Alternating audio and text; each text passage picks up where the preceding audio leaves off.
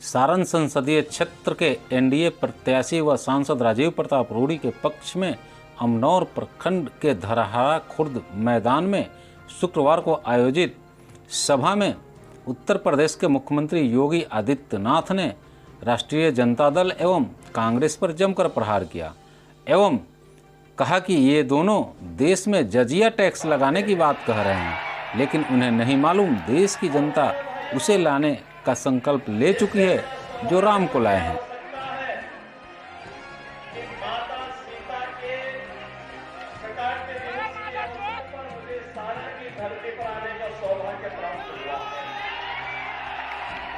और आप सब जानते हैं इस समय देश के अंदर लोकसभा चुनाव के 4 चरण संपन्न हो चुके हैं, 3 चरण अभी बाकी है। लेकिन देश में उत्तर दक्षिण पूर्व पश्चिम चारों ओर एक ही स्वर गूंज रहा है, एक ही नारा गूंज रहा है। लोगों के मन में एक ही संकल्प आया है और वह है कि फिर एक बार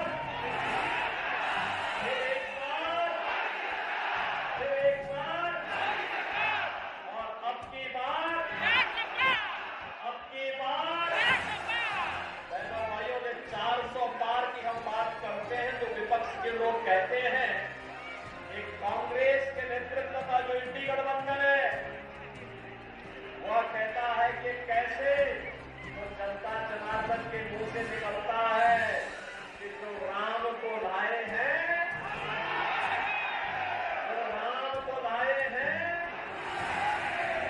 बिहार में यही सोचता है ना, बिहार यही सोचता है ना, क्योंकि जब अयोध्या में रामलला के मंदिर का भव्य उद्घाटन हुआ उससे पहले सबसे पहला उपहार अयोध्या धाम के लिए कहीं से आया था तो बिहार से आया था। बिहार की जनता जनार्दन की ओर से आया था।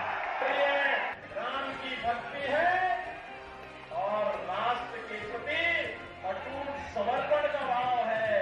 इन दोनों को अलग करके हम नहीं देख सकते और इसीलिए पूरा देश आज के दिन से कहता है कि जो राम को लाए हैं हम छपरा में सारण में आने का अवसर प्राप्त हुआ। डॉक्टर राजेंद्र प्रसाद जी की पावन जन्मभूमि है और बिहार देश की आजादी के बाद बहनों भाइयों इस बिहार को कांग्रेस और आरजेडी के इस गठबंधन ने कहां पहुंचा दिया था। बिहार के लोगों के सामने, बिहार के नौजवानों के सामने पहचान का संकट खड़ा हो गया।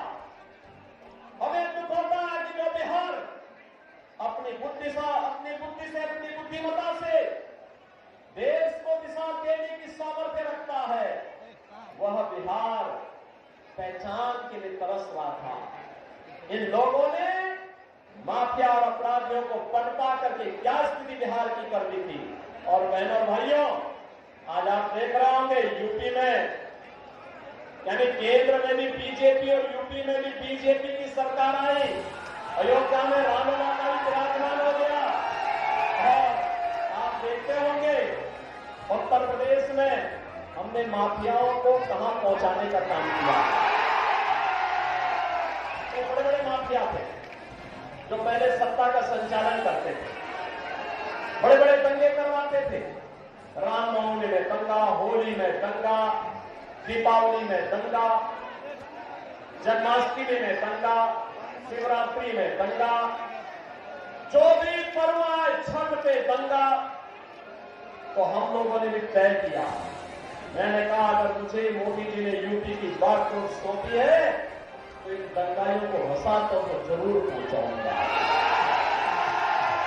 और भाइयों आज आप देखते होंगे अब यूपी में पिछले 7 वर्ष में एक भी दंगा नहीं हुआ, कोई दंगा नहीं, कोई कर्फ्यू नहीं, ये सब समाप्त, दंगा भी समाप्त, कर्फ्यू भी समाप्त और वहां पर माफिया भी समाप्त। महोत्सव, दीपोत्सव अयोध्या में, रंगोत्सव मथुरा में, देव दीपावली काशी में, काशी में, विंध्यवासिनी धाम में जाने का अवसर प्राप्त होता होगा। आज आप देखते होंगे जैसे अयोध्या, जैसे लंका, जैसे त्रेता युग की अयोध्या साक्षात। सभा के अध्यक्ष डॉक्टर राजेंद्र बाबू पे और संविधान की खिल्ली लालू जी जैसे लोग उड़ाने का काम कर रहे हैं। कहते हैं सभी आरक्षण।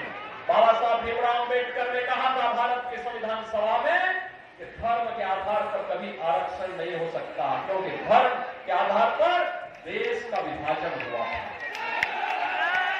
मोदी जी ने घोषणा की है कि अगले 5 वर्ष में बाकी बचे हुए सभी पात्र लोगों के लिए एक आवास उपलब्ध करवाएंगे। मोदी जी ने घोषणा की है कि हम आने वाले समय में फ्री बिजली उपलब्ध करवाने के लिए हर घर पे सोलर पैनल लगाएंगे और उस पैनल से आप बिजली से पैसा भी कमाएंगे और फ्री बिजली भी प्राप्त होगी। जितनी पाकिस्तान की आबादी नहीं, यानी जितनी पाकिस्तान की आबादी है उससे ज्यादा लोगों को भारत ने 10 वर्ष में गरीबी रेखा से उभार करके एक खुशहाल जीवन जीने की अग्रसर किया है।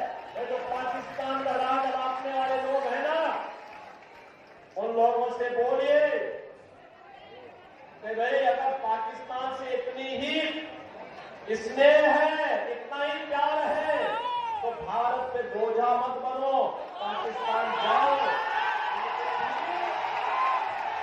मोहल्लों में जाकर के कटोरा लेकर के भीख मांगना पड़ेगा। छीना चलती हो रही है। ये तो पाकिस्तान के हाल है। एक सीट जीतना होगा और इसके लिए छपरा और सारण लोकसभा सीट पर राजीव प्रताप रूडी जी को आगे बैठेंगे, घर घर जाएंगे, एक वोट को मतदान केंद्र में लेके जाएंगे, किसी के बहकावे में तो नहीं आएंगे और सबको बोलेंगे ना कि जो राम को लाए हैं, जो राम को लाए हैं। भाइयों, आप सब ने जो उत्साह दिखाया है, मैं आप सबका हृदय से अभिनंदन करता हूं और आप सबसे अपील करता हूं कि भारतीय जनता पार्टी के सुयोग्य प्रत्याशी, लोकप्रिय प्रत्याशी, वरिष्ठ नेता